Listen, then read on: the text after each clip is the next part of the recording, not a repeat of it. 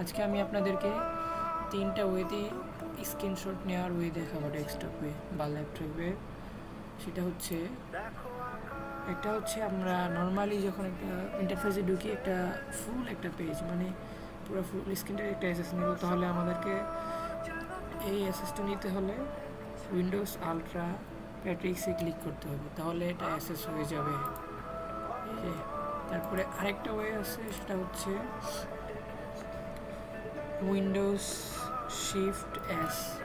এটা দিলে আপনি আপনার পজিশন মতো যতটুকু লাগে ততটুকু স্ক্রিনশট নিতে পারবেন, এরকমভাবে আর কি।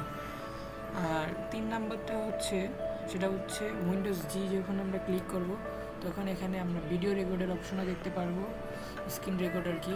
তারপর এখান থেকেও এটা দিয়ে আমরা অ্যাসেস নিতে পারবো। এই হচ্ছে 3টা টপিক। ধন্যবাদ আপনাদের সবাইকে।